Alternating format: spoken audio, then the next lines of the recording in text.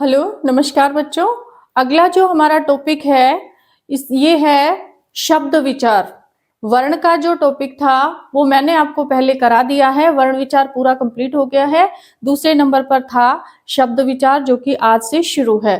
ठीक है, ये जो मैं आपको तैयारी करवा रही हूँ ये सीईटी, एचटेट, सीटेट सभी कंपटीशन बेस्ड जो एग्जाम है, प्लस छोटी क्लासेस 8th के बाद के जो बच्चे हैं वो भी इससे तैयारी कर सकते हैं। ठीक है, तो सभी मेरे साथ जुड़े रहिएगा। देखिए आगे ये जो शब्द विचार है इसमें हमने ये जो शब्द है ये होता क्या है, शब्द का देखिए इसकी परिभाषा क्या है, शब्द किसे कहते हैं। तो शब्द वर्ण वर्ण जो होते हैं, जो अभी पिछली बार गए हैं, अभी पढ़ाए हैं, वर्णों का ही सार्थक समूह शब्द कहलाता है। वर्णों का ही सार्थक समूह शब्द कहलाता है। जैसे मान लीजिए मैंने कै, मैं, ले ये ऐसे लिख दिया, तो ये जब दूर दूर है यानी अलग अलग है तो ये क्या कहलाएंगे? वर्ण कहलाएंगे। क्या कहलाएंगे बेटा? वर्ण। लेकिन यदि हम इनको एक साथ यहां लिख देते हैं, ये कै, मैं और ले, तो ये क्या कहलाएगा? कमल। एक यानी कि हमारे दिमाग में इमेज आ जाएगी किसकी? एक फूल की। ठीक है, और इसके अतिरिक्त ये नाम भी होता है। तो देखिए ये कौन सा हो गया? वर्णों का सार्थक समूह। क्या हो गया ये? वर्णों का कौन सा समूह? सार्थक समूह। कौन सा? सार्थक। ठीक है, वर्णों का जो सार्थक समूह है वो क्या हो गया? ये वर्ण हो गए। इसमें ये क्या कहलाएगा? शब्द कहलाएगा। अब बात आती है कि शब्दों का हम वर्गीकरण कैसे करें। शब्द की परिभाषा तो हो गई, लेकिन कितने भागों में इसको बांटा जाता है, क्या क्या इसकी पहचान है। तो देखिए जब हम पहचान की बात करें तो मान लीजिए लिखा हुआ है, जैसे शब्द है, शब्द के वर्गीकरण की बात आती है तो इसको 4 भागों में बांटा जा सकता है। कौन कौन से? अर्थ के आधार पर, अर्थ के आधार पर, अर्थ के आधार पर, ठीक है, और ये है रचना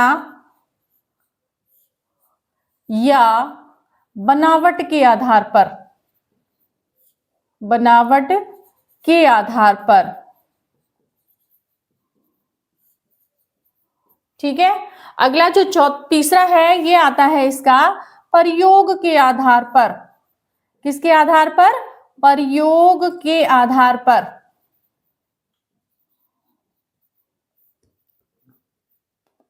अगला इस पे देखिए चौथा आता है उत्पत्ति के आधार पर। ये याद रखिएगा बेटा कि किस आधार पर शब्द का किस प्रकार से वर्गीकरण किया गया है। उत्पत्ति के आधार पर।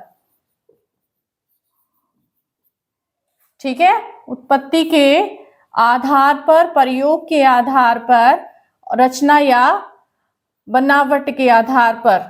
ठीक है, तो देखो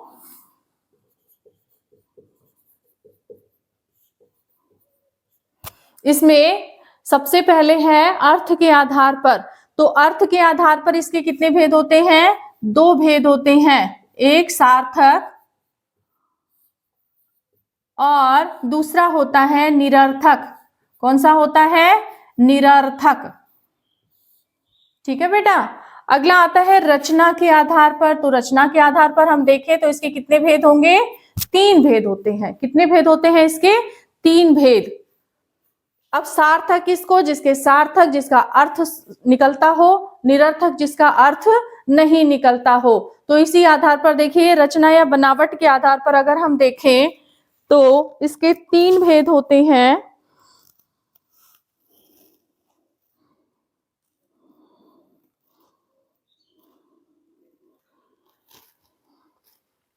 तो रचना या बनावट के आधार पर सार्थक निरर्थक हो गया। रचना या बनावट के आधार पर इसके तीन भेद कौन कौन से होते हैं? पहला होता है रूढ़, दूसरा होता है यौगिक,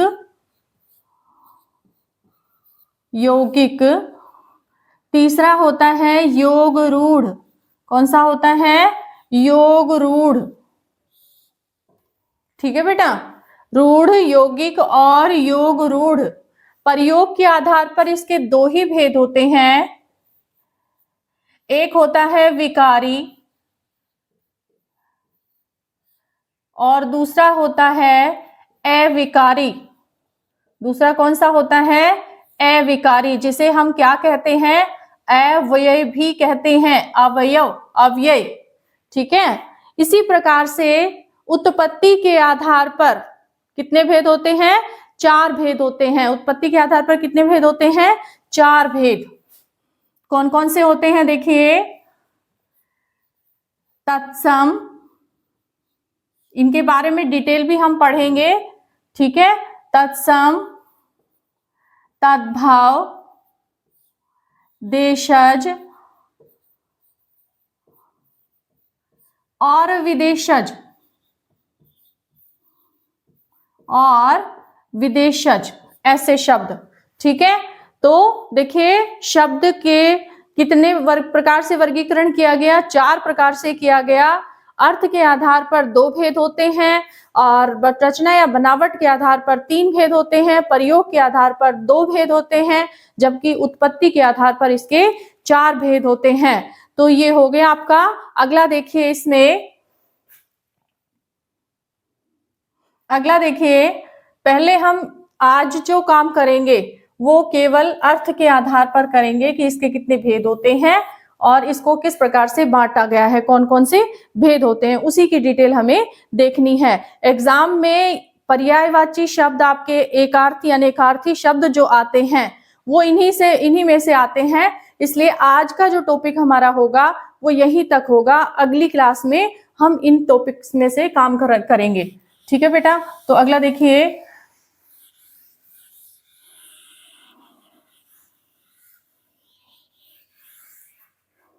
देखो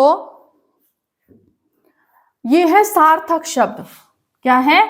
सार्थक शब्द। तो सार्थक शब्द में कितने इसके भेद होंगे? तो सार्थक शब्द के भेद होंगे, पहला एकार्थी। अब एकार्थी क्या होता है? जिसके एक अर्थ निकलते हो। एकार्थी क्या होता है? जिसका अर्थ एक ही निकलता हो। जैसे पुस्तक,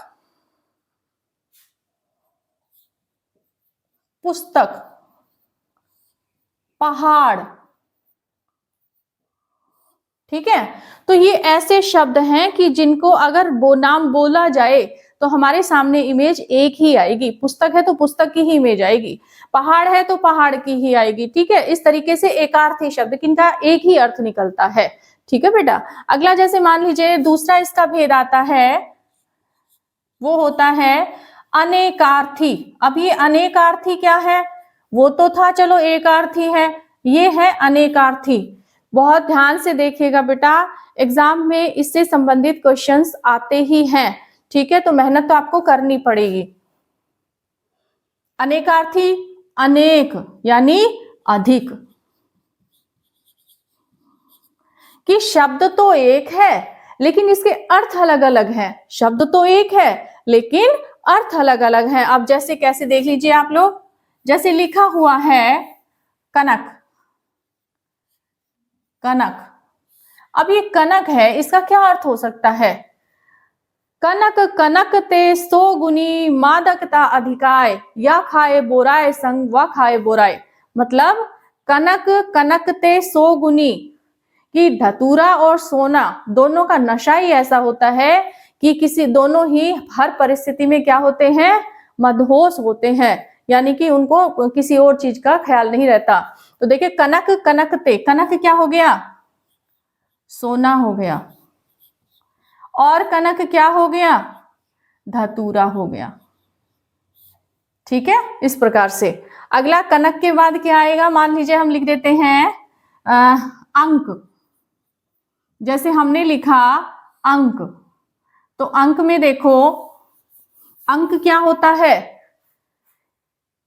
कितने अंक का है? अंक मतलब संख्या, अंक मतलब संख्या, और अंक मतलब क्या होता है? गोद। अंक मतलब संख्या भी होती है और क्या होता है? गोद भी होता है। ठीक है, इसी प्रकार से है कर। कर क्या होता है? एक प्रकार का टैक्स भी होता है, ठीक है, और ये हाथ भी होता है। ठीक है बेटा, इस तरीके से।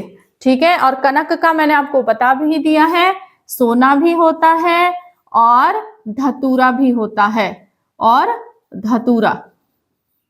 तो ऐसे अनेकों शब्द हैं, बहुत से शब्द हैं। जब आपका ये अभ्यास होगा उस दौरान ये प्रश्न आएंगे, तो इसलिए आपका प्रैक्टिस हो जाएगी इससे। अब आपको केवल ध्यान देना है, और अगर आपको जरूरत पड़े तो आप नोट्स बनाते रहिए। ठीक है बेटा, स्क्रीनशॉट आप लेते रहेंगे तो स्क्रीनशॉट उसमें फोन में पड़ा रहता है, जल्दी से कोई भी तैयारी इसकी नहीं कर पाता। तो आपने जैसे मान लीजिए 15 मिनट 20 मिनट अब पढ़ा या आधा घंटा पढ़ा, तो आप इसको रिवीजन कर लो। दोबारा जब आप पढ़ लेते हो और अपने हाथ से लिख लेते हो ना, तो ये आपके लिए, ये समझ लीजिए कभी आप भूल नहीं पाएंगे इनको, लेकिन रिवीजन तो करना पड़ेगा। ठीक है बेटा, तो देखिए अगला ध्यान दीजिएगा। अब आता है, अगला आता है आपका पर्यायवाची। कौन सा आता है? पर्यायवाची। ठीक है, ये मैं आपको ऊपर वाली मिटा देती हूं तभी ठीक से समझ में आएगा। ये मैं आप मिटा देती हूं।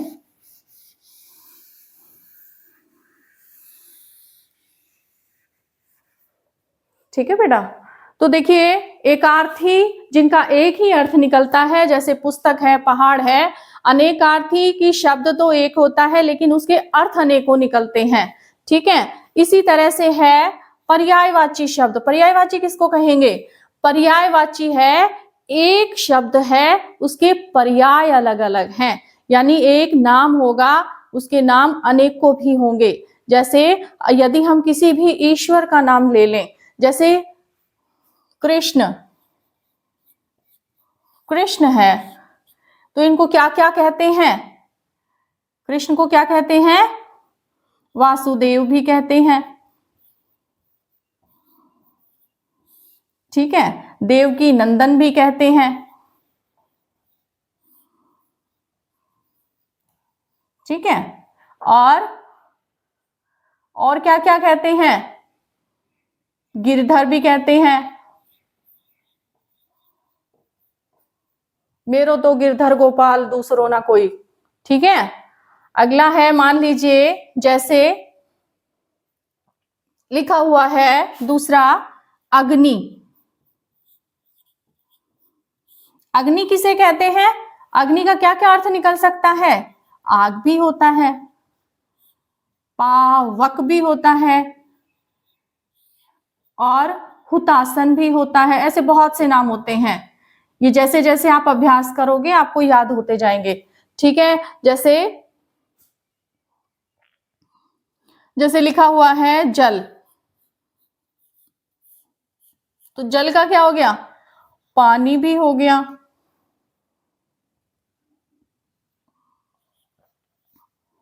पानी भी हो गया, और अमृत भी हो गया, और क्या हो गया? तोय। ठीक है, इस तरीके से ये पानी का हो गया। ये तो हो गए आपके क्या? पर्यायवाची। ठीक है, अगला इसमें देखिए, अगला आपका आता है विलोम शब्द। अगला क्या है? विलोम शब्द। विलोम शब्द। अब ये विलोम शब्द क्या होते हैं? विलोम का अर्थ क्या होगा? उल्टा, विपरीत। ठीक है, विलोम का अर्थ क्या होगा? उल्टा या विपरीत। एक तो ये ध्यान रखें बेटा, पर्यायवाची शब्द जो है वो समानार्थी भी होता है, समानार्थी। ठीक है, और विलोम शब्द को हम विपरीतार्थक भी कहते हैं, विपरीतार्थक। ठीक है, तो देखिए विलोम शब्द ऐसे शब्द जो लिखे हुए हों तो उनका उल्टा रूप हम लिखें, जैसे बड़ा है तो छोटा, ठीक है। लघु का क्या हो जाएगा, दीर्घ हो जाएगा, ठीक है। इस तरीके से जैसे लघु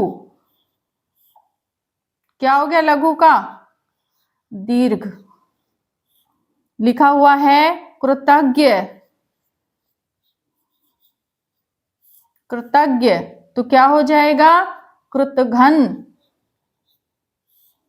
ठीक है। इस तरीके से अगला आप देखिए, इसमें है निरर्थक शब्द।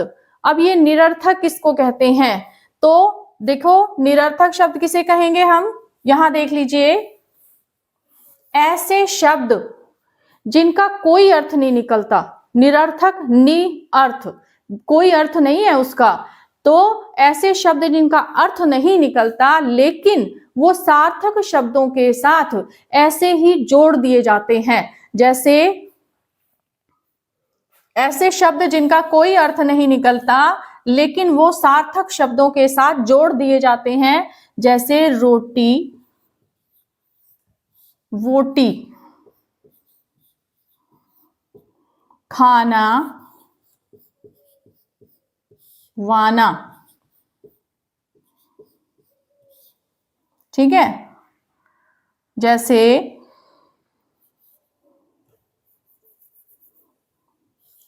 गाना, वाना,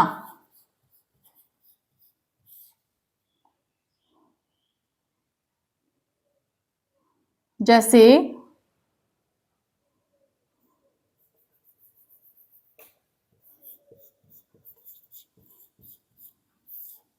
नाचना, वाचना, ये कुछ एक शब्द ऐसे हैं जो जोड़ दिए जाते हैं, इनके साथ ऐसे ही जोड़ दिए जाते हैं, ठीक है। तो उनको हम क्या कहेंगे, उनको कहते हैं हम निरर्थक शब्द। क्या कहते हैं, निरर्थक शब्द। अगला जो हमारा टॉपिक आएगा बेटा, ये आएगा किससे संबंधित, ये टॉपिक है इसमें रचना या बनावट के आधार पर, बनावट के आधार पर, ठीक है, रचना या बनावट के आधार पर। आई होप आपको वीडियो अच्छी लगी होगी। तो देखिए बेटा, अगले टॉपिक में हम मिलते हैं। ये जो मैंने आपको पढ़ाया है इनमें से पर्यायवाची शब्द और विलोम शब्द जो हैं और अनेकार्थी शब्द, इनका आप अभ्यास जरूर करें, ठीक है। ये एग्जाम में बहुत आते हैं ये पॉइंट्स, एक दो नंबर के, ठीक है बेटा। तो मिलते हैं अगली वीडियो में। अगर आपको वीडियो अच्छी और इन्फॉर्मेटिव लगी हो तो वीडियो को ज़्यादा से ज़्यादा लाइक और शेयर करें। अगर कोई क्वेश्चन हो तो कमेंट में पूछें। मेरे चैनल नील गाइडेंस को सब्सक्राइब करें। Thank you.